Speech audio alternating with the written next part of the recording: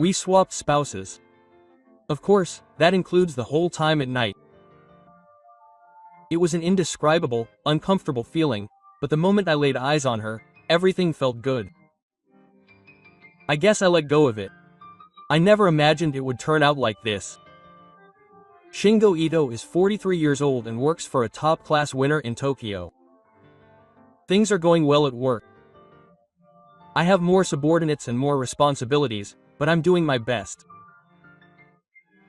But when I get home, my life changes completely. Every day at work is fulfilling, but at home it's completely different.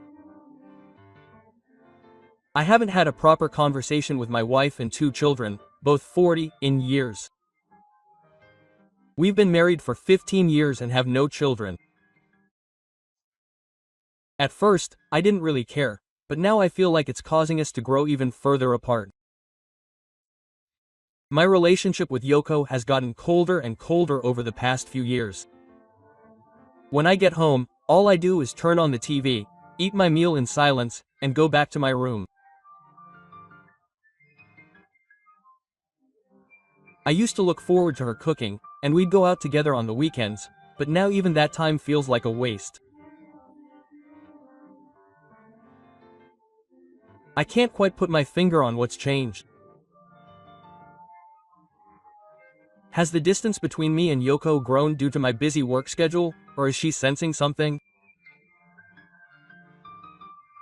I know Yoko is dissatisfied with me too. With the way I'm too absorbed in work and the way I don't go home to look after her. But she can't seem to put it into words. We've been getting into arguments more and more often over random things during meals. The way I come home late, the way I work from home on my days off. Little things can trigger big fights. She's probably growing increasingly dissatisfied with my attitude, but she doesn't have the skill to express it. I also feel like something is lacking in both of us, but I don't know what it is. The emptiness just grows stronger day by day. One day, a mutual friend, Takahiro Matsuda, 45, and his wife, 39, invited me to dinner. I've known Matsuda for a long time through work, and Toyuko is also an old friend. They may have sensed that we were struggling with the distance between us as a couple. The dinner was peaceful. Although the cheerfulness of his wife and Matsuda's gentle nature helped to lighten the mood, there was still a somewhat cold atmosphere between us. As the meal progressed, Matsuda suddenly asked if we hadn't spent much time together as a couple recently. We instinctively made eye contact but couldn't say anything in response. Matsuda looked at us and gave a small smile. Shingo, don't you think Moriko and I need some new stimulation as a couple? His words seemed to peer deep into our hearts. Even Yoko seemed a little surprised by Matsuda's words. Something new, like a new spur. For a moment I didn't understand what he was saying, but I could tell from his tone that he wasn't joking. When I asked what he meant, Matsuda smiled slightly and said, "Married life inevitably becomes stale after many years. I think it's important to make bold proposals every once in a while to break that cycle." Quote. For example, if he paused for a moment, Toko would smile faintly. Maybe it would be good for both of you to be a little more free, she continued softly. The moment I fully understood what he meant, I was speechless. Swapping spouses. The words came to my mind because their proposal was so unexpected and yet somehow stimulating. Yoko's eyes were wide open, but she seemed somewhat hesitant. However, there was something about her expression that I hadn't noticed in my life up until then. There was a sparkle as if she was searching for something new. As we were drinking a moderate amount of wine at the dinner table, Matsuda suddenly spoke up. "Hey, Shingo and Riko, how have you two been lately? Are you spending enough time together as a couple?" I was momentarily taken aback by the question and didn't know how to respond. I didn't know how to answer. Yoko remained silent and stared into her glass. Matsuda must have sensed my silence. He continued with a laugh, saying, "Well, we're the same. When you're married for a long time, you can't help but get a little restless. When that happens, we try something a little bolder." Quote. I laughed lightly at Matsuda's words. When I asked him half-jokingly about something bold, Matsuda narrowed his eyes, slightly twisted the corners of his mouth, and asked if he had ever thought about swapping spouses. Those words took my breath away for a moment. Even the child couldn't hide her surprised expression as she stared at the Mata couple. I wanted to think they were joking, but their expressions were serious. Matsuda and the floor both had serious eyes that couldn't be hidden behind their smiles. "Wait a minute. You're kidding, right?" I asked with a slight laugh, but Matsuda nodded seriously without smiling back. "No, I'm not kidding. I think that giving each other new stimulation is one way to revive a marriage. There are some things that can only be obtained that way. I've realized that recently." I couldn't hide my confusion at those words any longer. Matsuda continued. "Of course, I wouldn't force you to do it. But what do you think? Why don't you think about it?" The child still didn't say anything, but her expression was complicated. Surprise and confusion. And somewhere in there, it seemed to be a mixture of interest. I was confused too, but I was captivated by the unique atmosphere that hung between the Matsuda couple. They seemed free and liberated. That was strangely appealing. After dinner, the two of us arrived at Kilo. There was an oppressive silence in the car. Riko didn't say anything, and I didn't know how to bring it up. Matsuda's words just kept echoing in my head. Swapping spouses would be unthinkable under normal circumstances. But I also felt that some big change was needed to change this sobering situation. We both understood that we had to do something.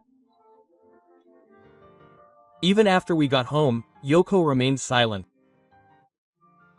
But the moment we sat down on the sofa, she suddenly started talking. "What did you think about what I just said?"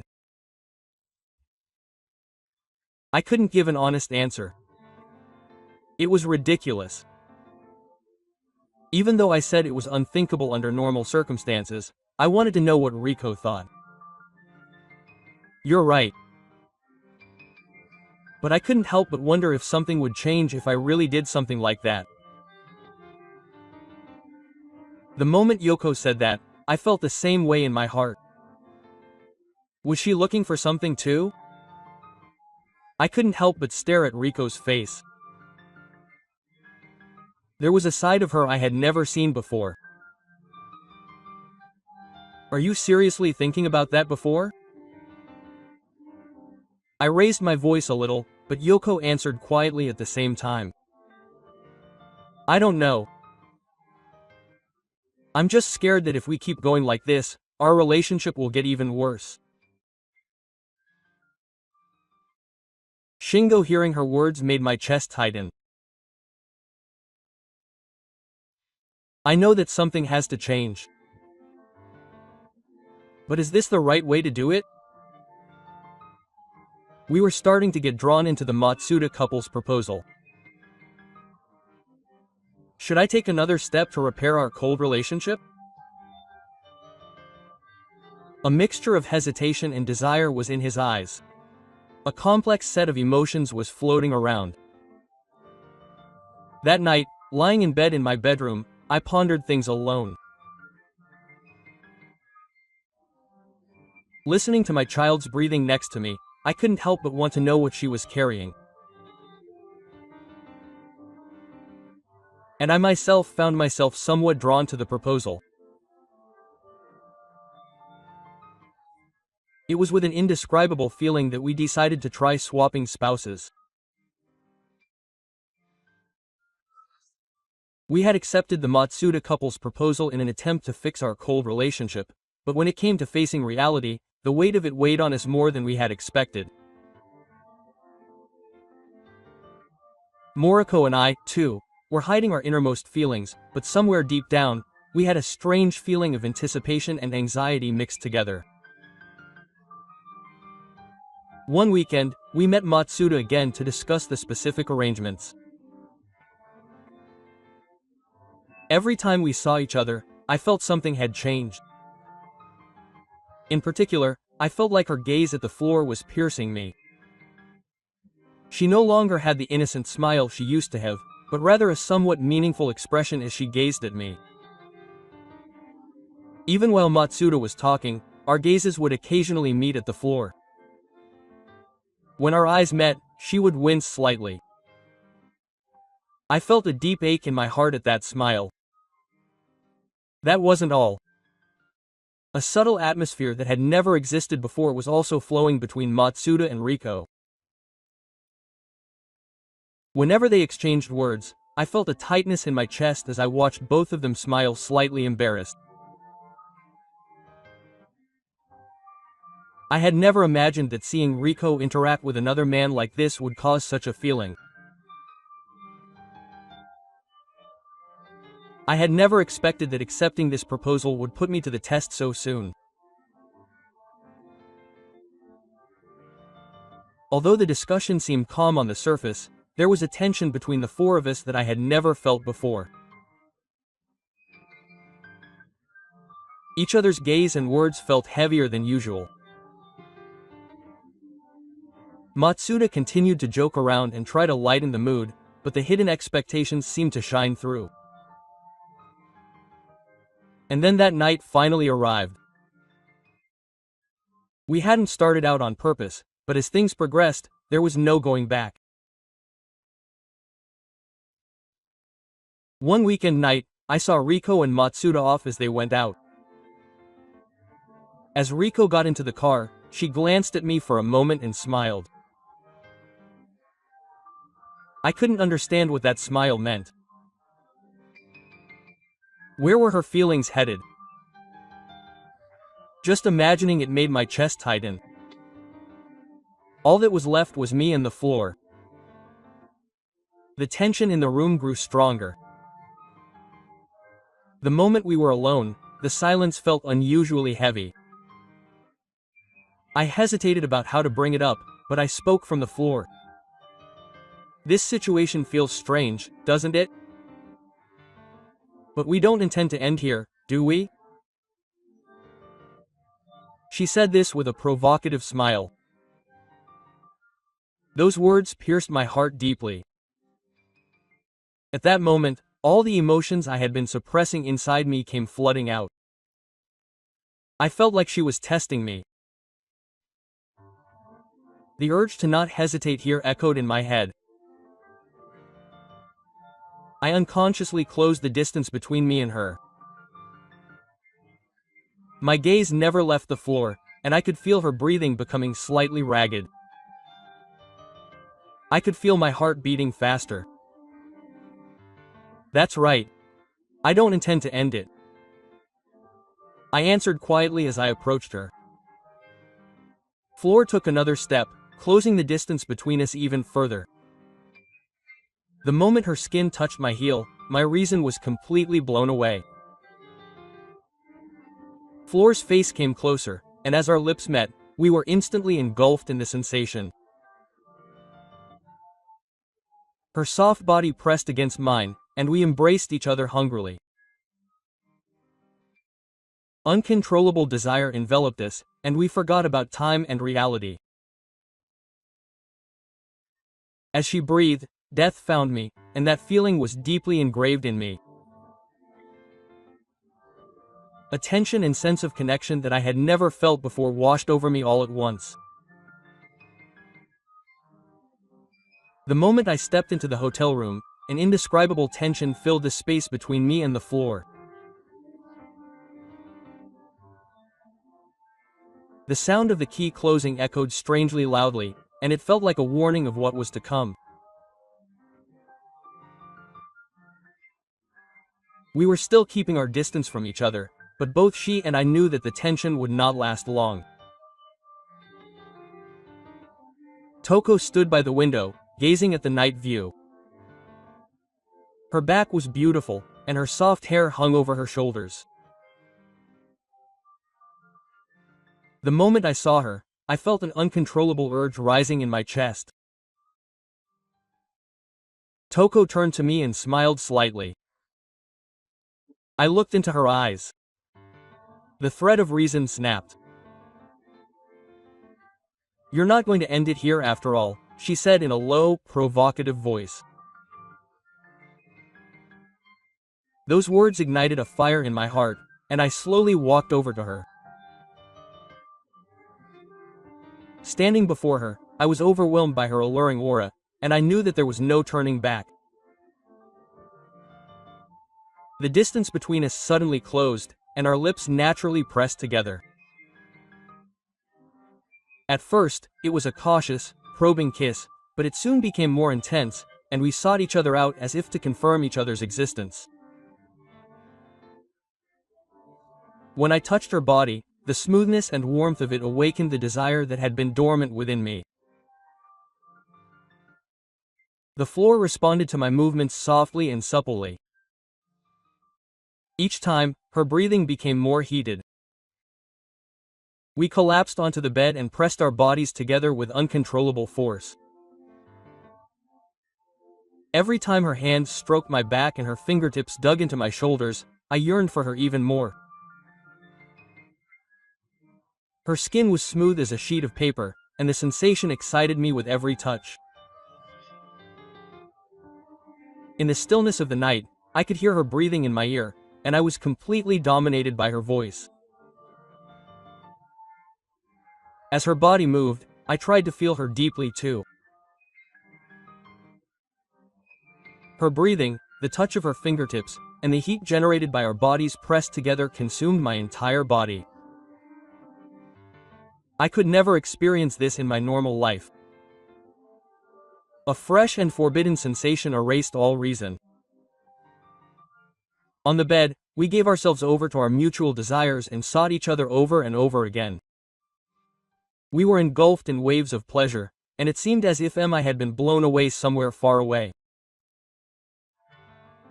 The same Yoriko was also spending time with Takahiro in another hotel. For me, this experience was completely uncharted territory. She was nervous at first, but little by little her tension melted away with Takahiro's gentle guidance. His hand gently touched Riko's shoulder, and when he felt her body temperature, she naturally responded to his touch. Takahiro was not in a hurry, but treated her with care. Riko was gradually drawn into his gentleness, and her mind and body were freed. It was the first time she had let herself go this much, and it felt surprisingly natural. This made her senses even more immersed in the time they spent together.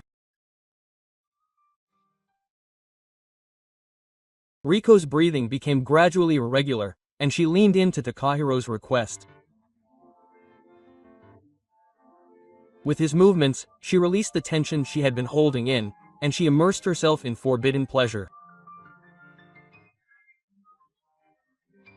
The two of them spent the night together, feeling the desire inside Riko quietly but surely opening up. We confirmed each other's bodies many times that night. And each time our desires were fulfilled, it felt like reality was getting further away.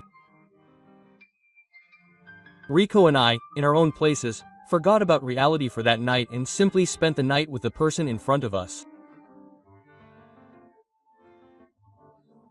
That night, we made deep love, and even though we felt that we had entered a relationship from which there was no going back, perhaps somewhere in our hearts we were still longing for it.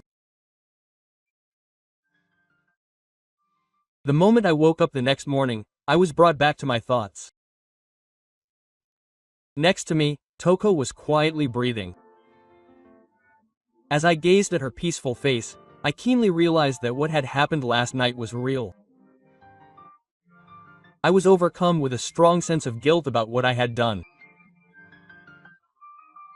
My chest tightened with the feeling that I had strayed from a path that was completely different from my previous one. Toko's face was beautiful and calm, and it seemed as if the passionate sight of her from last night was a lie. However, the more I looked at her expression, the more my sense of guilt grew. In that moment, I forgot all reason and gave in to my desires and sought out Toko. Toko responded in kind, but I still couldn't accept what this would bring me as a reality, and at the same time, a strange emotion welled up inside me. It was a new sensation, different from the one I had cut off from the evidence. My night with Yuka couldn't be dismissed with just guilt, and it felt like it had awakened something that had been sleeping deep inside me. Amidst the guilty feeling, there was a slight sense of liberation and the excitement of discovering a new side of myself. This shook my heart even more. Quietly leaving the room, I kept thinking about it on my way home. I wondered what kind of time Yoko spent with Sakuya Takahiro. Was she emotionally shaken in the same way I was? Every time that thought crossed my mind, I felt a pang of pain in my heart. When I got home, Yoko was back to being my usual wife. She was preparing breakfast as if nothing had happened. But I sensed something different in the depths of her expression. It wasn't that cold expression, but a calmness that seemed somehow full of trust. I could tell that what happened last night had changed something in her. We had a casual conversation over breakfast, but there were many subtle silences between our words. We were both probably thinking about Sakuya, but we couldn't put it into words. Time just passed quietly. I noticed a change in Yoko. She must have sensed something in Takahiroya. Perhaps she had found a new side to the passion and connection that we had had as a couple for so long, or conversely, a new side to herself. The moment I realized this, I was overcome with a sudden mixture of anxiety and relief. I couldn't help but ponder what Riko had felt towards Takahiro that night, and how it would affect our relationship. The conversation stopped, and silence enveloped the room once more. We stared at each other's faces, but no words came out. It seemed as if we were confirming something in our hearts, but neither of us expressed our feelings. Riko continued to do her housework as usual. However, there was a calmness to her back that I had never felt before.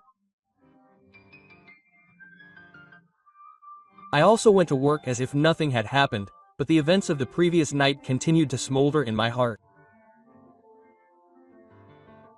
The impact that the night with Yuka had on me was greater than I had imagined. I had no idea how this would develop from here on out. In the end, Riko and I tried to return to our daily lives without saying a word to each other. However, perhaps we had both vaguely sensed that our daily lives were no longer what they used to be.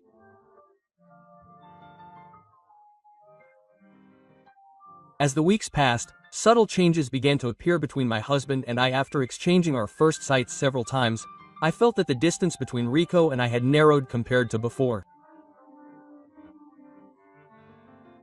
We talked more, and we were able to talk about even the smallest things more easily.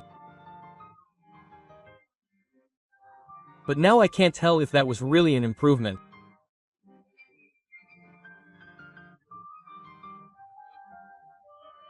On the surface, things certainly seemed to be going in a good direction, but at the same time, I had a nagging suspicion that something had fundamentally gone wrong. My relationship with Matsuda was something I had continued after we had gotten over a fight.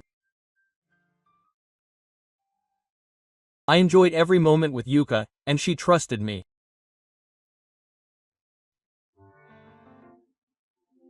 But I gradually began to doubt whether what lay beyond that pleasure was truly necessary for our lives.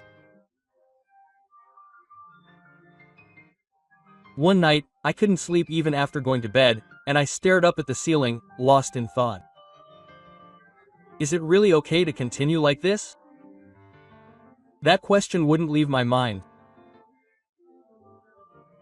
Our married life had certainly changed temporarily, but I couldn't believe it would be permanent. I wondered what kind of impact continuing our relationship with Matsuda would have on our home life. At first, I thought it was a new excitement and adventure, but before I knew it, it felt like it was beginning to shake the very foundations of our relationship. I finally made up my mind to talk to Rico about it. Sitting on the sofa in the living room, the gloom of the late night enveloped the space between us. "Yoko, are we okay like this?" I asked Toriko, and without showing any sign of surprise, she thought for a moment and closed her eyes. She must have felt the same way. At that moment, I realized that she too had been holding something in her heart. I thought the same thing. Is this really okay? Her voice was quiet and her usual calmness had returned, but there was some hesitation in it. We stared at each other's faces in a long silence. Choosing my words, I told her my honest feelings.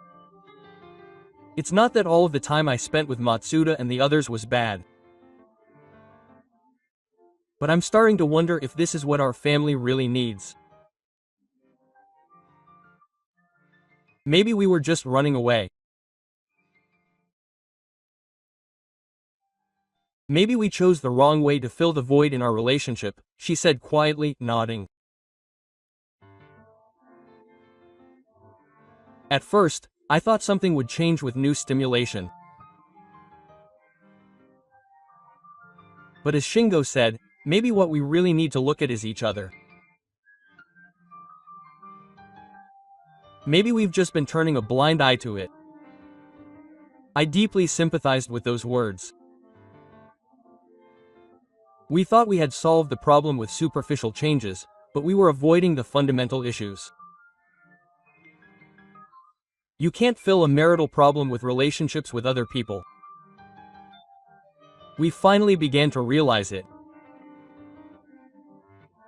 We faced Yoko head-on and decided to work on our relationship with Matsuda.